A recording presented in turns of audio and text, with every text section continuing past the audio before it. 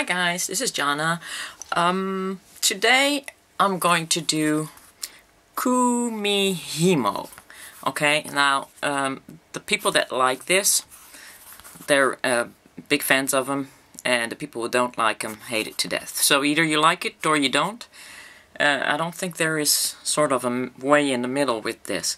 Personally, I don't like this. Why? Because it's not challenging enough for me. But the good thing about this is, after a challenging project, you can just do this in front of your television and, you know, have some fun with it. Every piece you will make is perfect, and which is also something that I don't like. I like to be able to, you know, take on the challenge of learning something and perfectionizing it, you know, getting better at it. And, you know, with this thing, it's not, everything is perfect. So from the first time on. The danger of that is, if you want to take on macrame after doing this, because this is sort of based on macrame, that's going to take a lot of practice. Macrame is pretty difficult to learn, and if you've got all these pieces that are perfect, then, you know, you might be discouraged by when you have to actually work a week or 2 weeks or maybe 3 weeks on getting your macrame perfect. So that would be a danger.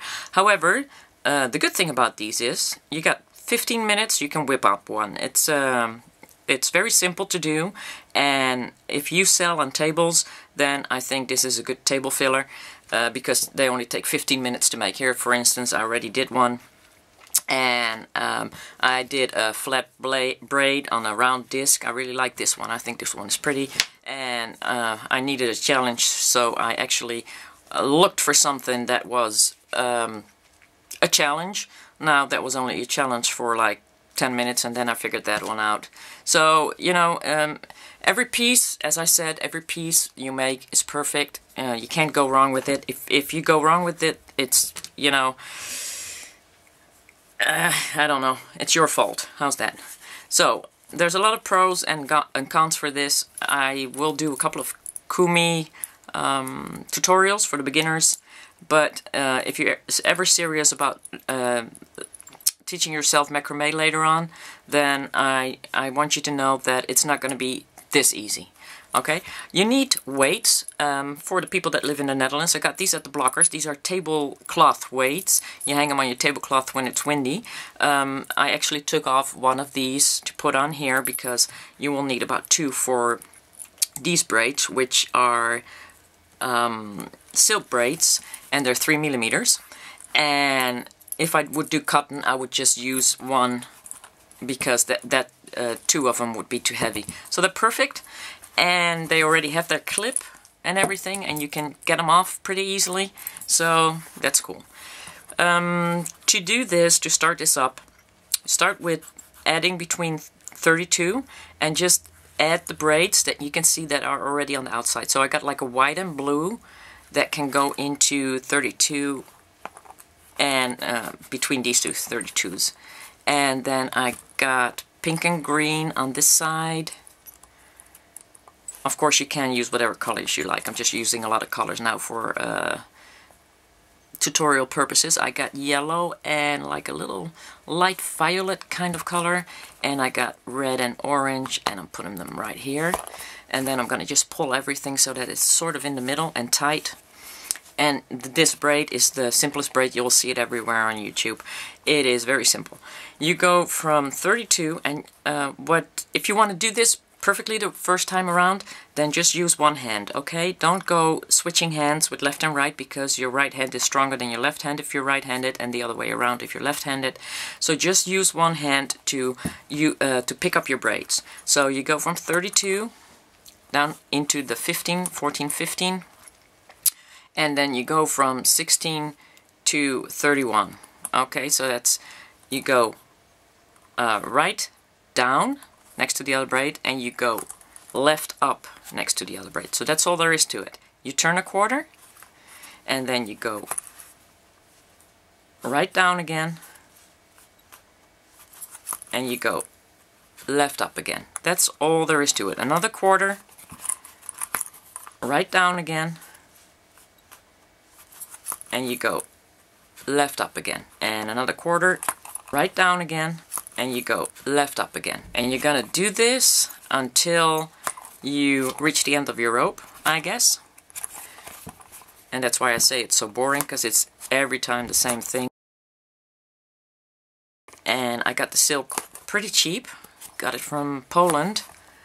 So I can also sell these braided bracelets pretty cheap. So like €5 probably. That's about, yeah, that's about max I'll probably be selling them. This is silk thread, 3mm, by the way. You can do this with anything.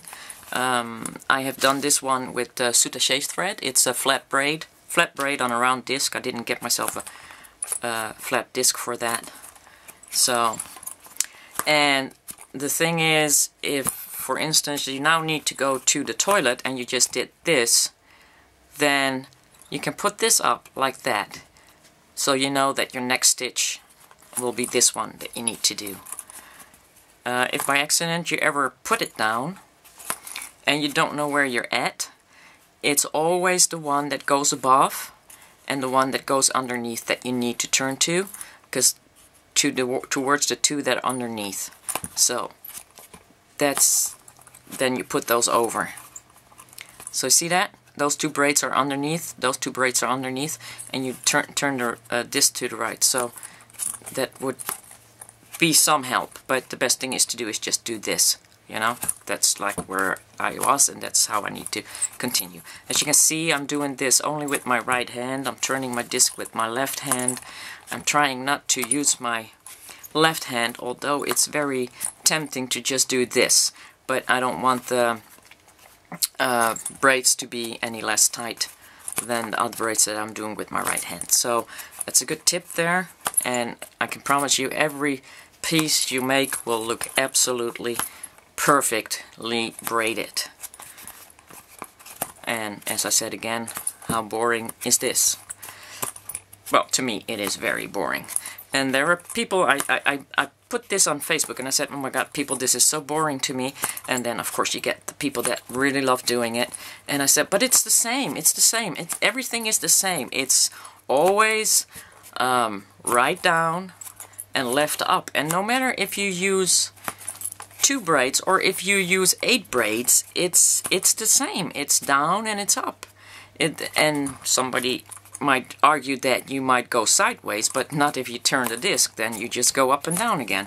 So one of the girls actually said, I think her name is Cheyenne or something like that, and she said it's mindless beading. It's great for after a project that was very intensive, and I totally agree with her. So this is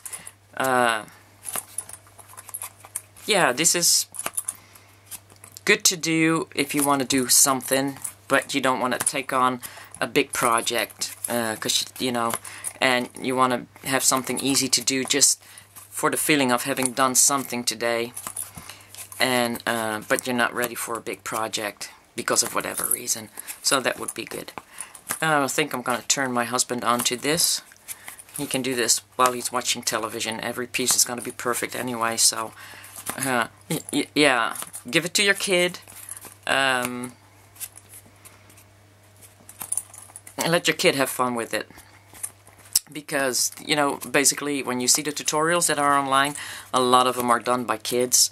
And I'm doing this above the table and I'm not really getting the weight down, so you really need to hold it up when you're doing this. But I think for now it will serve the purpose of how simple this is and how quickly this works. Because how long have I been into this video? Look, that's my braid right there. And very colorful, and very much lollipop-like, and very much for kids. Well, with these colors anyway. So, yeah, that leaves me basically to finish this up, and then to show you how I finish up the ends.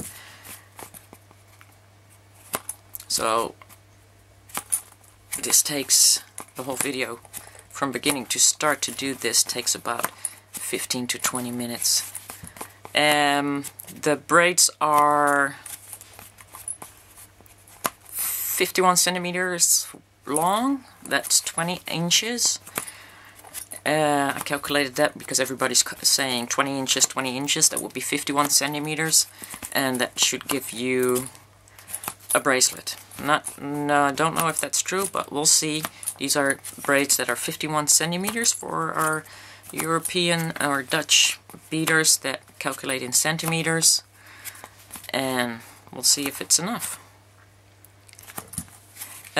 You can do this too with beads, of course. You can add beads on the threads, but you know, still it's the same. It's gonna push a bead underneath the threads, and yeah, if you've done 2 of those, then you've probably already seen them all too.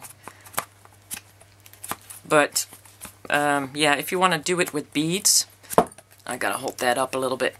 If you want to do it with beads, then I suggest go underneath my video. There's a link to the website of Beadaholic.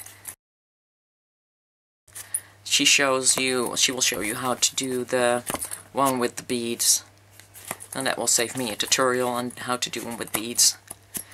But as I said, just the most important thing is keep using one hand. Don't alternate hands. Don't use your other hand. If you start doing this with right, finish this with right. If you start doing this with left, finish it with left. Even if you're right-handed, you might as well do it with left. Doesn't matter. It's about the tension, the same strength. So that's the most important thing. And in order to keep this thing in the middle, you really need to hold that up in between your legs or something. Give it some room. So this is right now. Yeah, I gotta finish this so that this can hang down, or else it's not gonna look good. So that's about it. You can see my braids are really short right now, especially the pink one. And the next thing I do is I'm gonna get these off.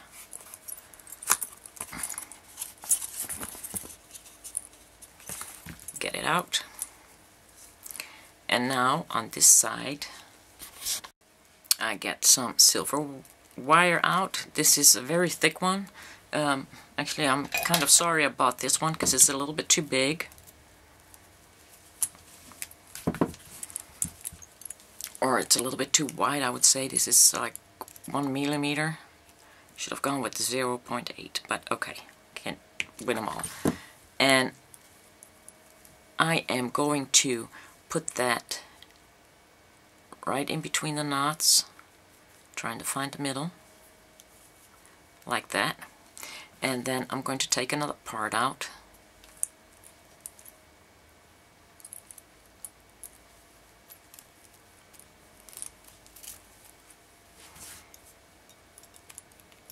And cut that. And that's going to go right on top of that. And I'm going to turn that down.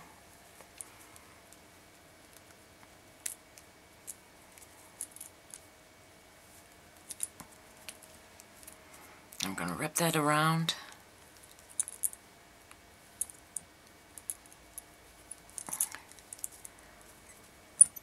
Like that. And try and stay close to the other silver line.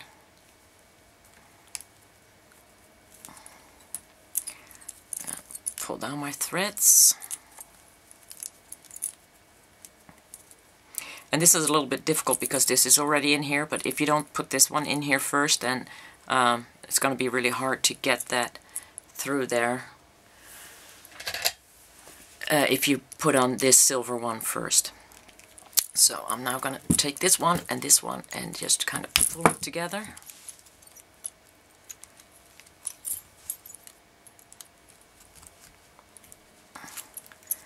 And then put them back in position next to each other, because you want that to be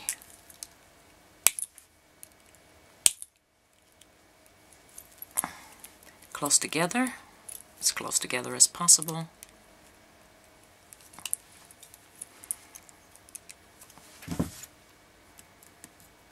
And if it breaks, that's okay, because you need to cut the silver thread off anyway. But this is a really strong silver wire, so that's why I need 2 hands. If you got something that's a little smoother, then it's easier to get it around.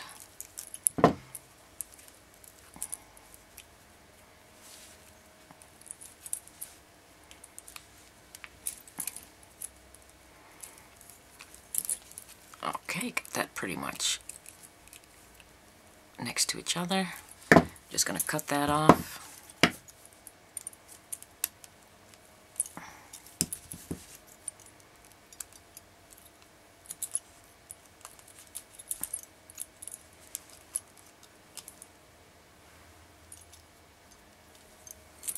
Cut part of the other side off.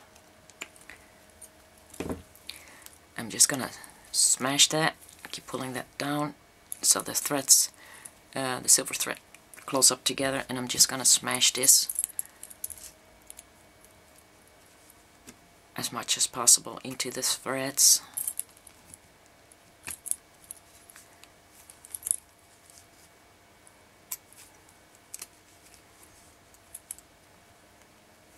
If you, as I said, if you have like a thinner kind of silver thread, and this would be a lot easier for you.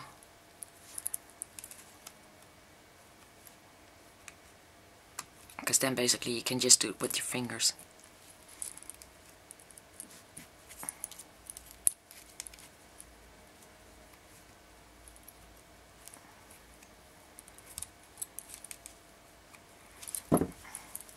Pull that down one more time.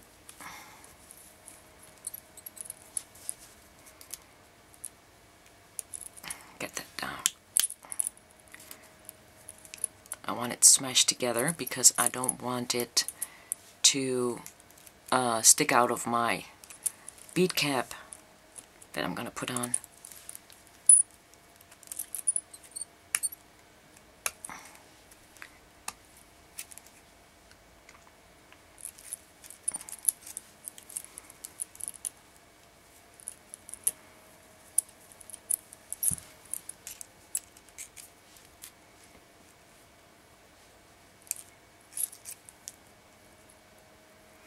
Okay, and once I've done that and I got everything secure, I'm just going to take that down a little bit there. That's good. I'm going to cut these off. Get that one in there. A little bit more. Cut these off close.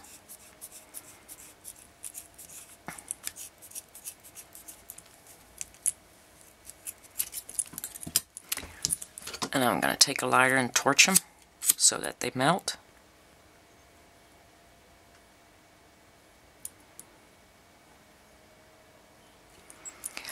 And then I'm just going to let that cool off for a second.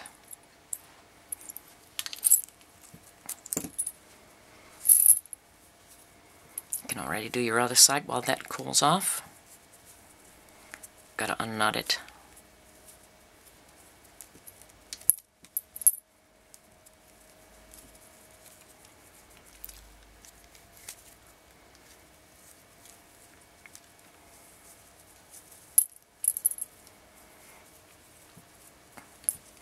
And first,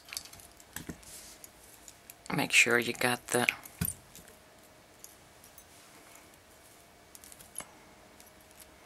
I don't know how white that is, but that's about the white you need. Make sure you got that in there so you don't damage your threads.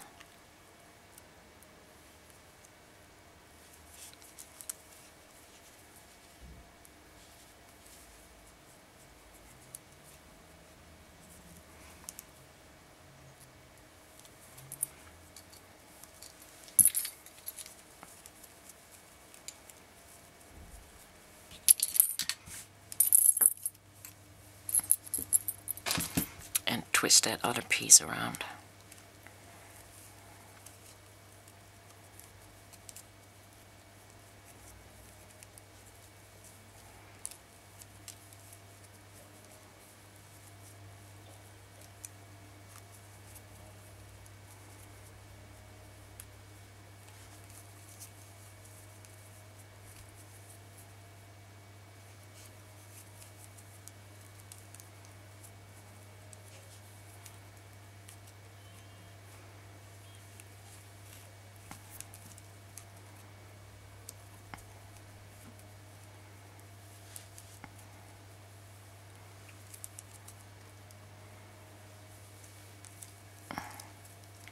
strong stuff, this one.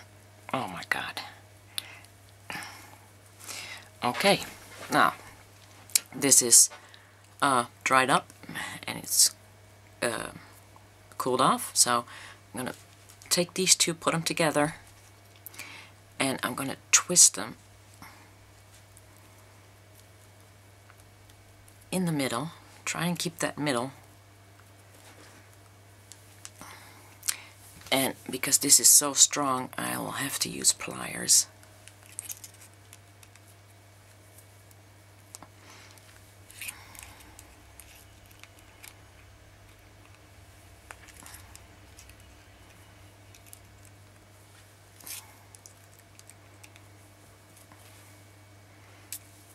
And sometimes it's too strong to even twist.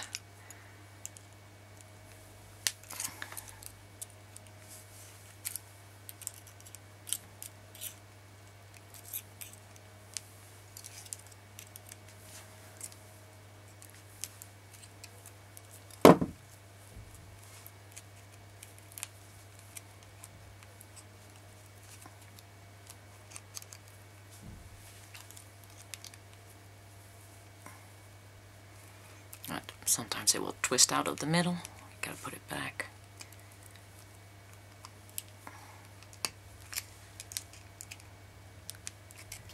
Okay.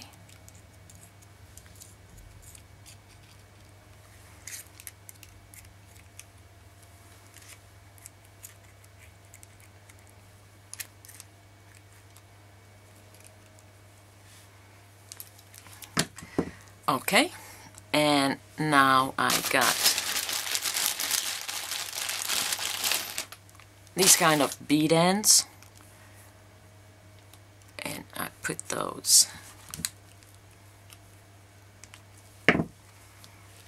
in here, and that covers all the silver over there. So you gotta make sure that you got the silver covered, and this is just using your pliers, cutting off the end, and making a loop.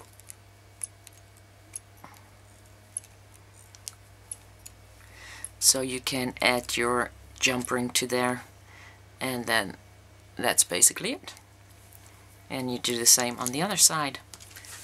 And you put a jump ring on there, and an extension cord on the other side, and maybe a little dangle.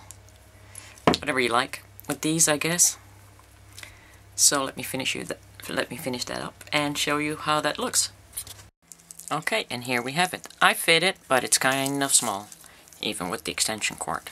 So that was 51 centimeters, 20 inches.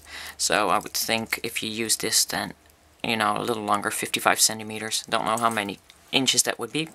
But as you can see, I didn't use any glue. A lot of people glue these on, but I'm not a big fan of glue, as you know. So I used a glass pearl on there because these are basically cheap bracelets, so I don't want to use my Swarovskis on there either. So these would be sold for like €5 each. This is probably a little bit more expensive. But yeah, that's basically it, guys. I'll probably show you how to do a flat braid on a round disc to do another tutorial with you guys. But this is basically the first one. And if you want to see how to do this with beads, then I suggest you go to Beadaholic. The link is underneath my video. And yeah, I'll be back with a flat braid on a round disc. But I'm not going to make too many tutorials of these because I really want to challenge you a little bit more than this. Okay, bye guys.